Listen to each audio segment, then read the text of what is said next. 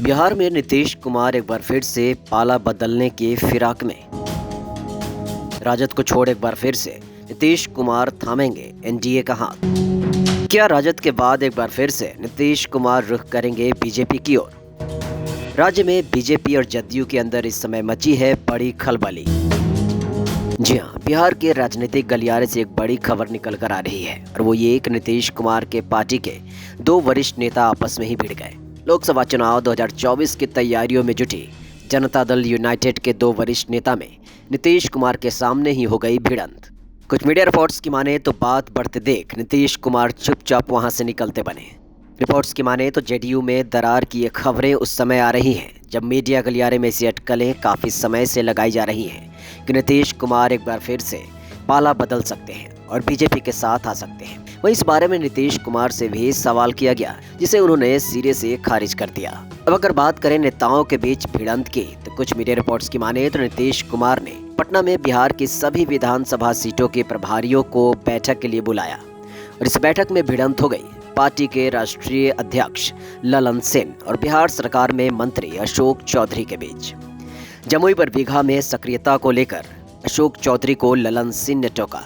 ललन सिंह का कहना था कि अशोक चौधरी लगातार जमुई बरबीघा जाते रहते हैं और इस वजह से पार्टी के नेताओं में नाराजगी है।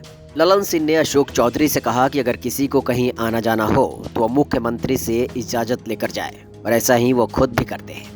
लेकिन ललन सिंह के इस बात पर अशोक चौधरी भड़क गए। अशोक चौधरी ने ललन सिंह से पूछा कि उन्हें टोकने वाले वो कौन होते हैं। अशोक चौधरी का कहना था कि बरबीघा उनकी पुरानी कर्म भूमि रही है और वहां से उनका काफी लगाव है। तो वहीं ललन सिंह का कहना था कि स्थानीय विधायक ने उनकी शिकायत की है कि वो बरबीघा ज्यादा ही आते जाते हैं जबकि वो उस जगह के प्रभारी भी नहीं है।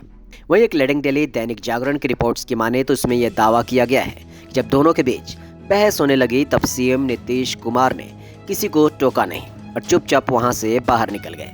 रिपोर्ट्स के अनुसार दोनों नेताओं के बीच जमकर तू मैं हुई और फिर बीच बचाव के लिए वरिष्ठ नेताओं को सामने आना पड़ा।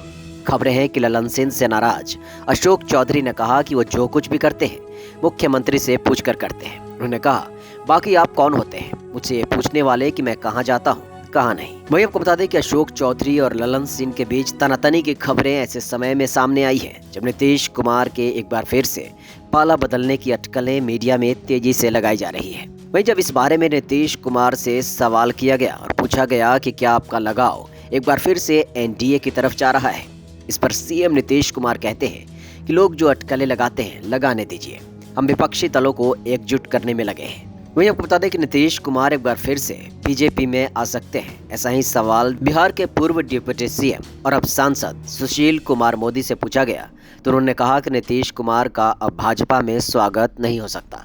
सुशील मोदी ने कहा कि अमित शाह एक बार नहीं बल्कि 2 बार कह चुके हैं कि अब नीतीश कुमार के लिए भाजपा के दरवाजे बंद हो चुके हैं। हम 2024 और 25 का चुनाव जीतेंगे और रही बात नीतीश कुमार की तो उनके लिए अब भाजपा के दरवाजे बंद हो चुके हैं।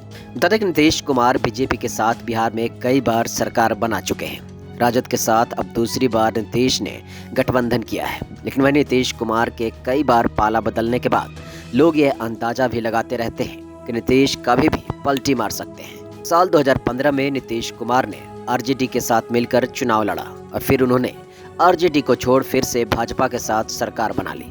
वहीं अगले चुनाव में भाजपा के साथ जीत हासिल करने के बाद वापस आरजेडी के साथ सरकार बना ली और मुख्यमंत्री पद पर काबिज हो गए।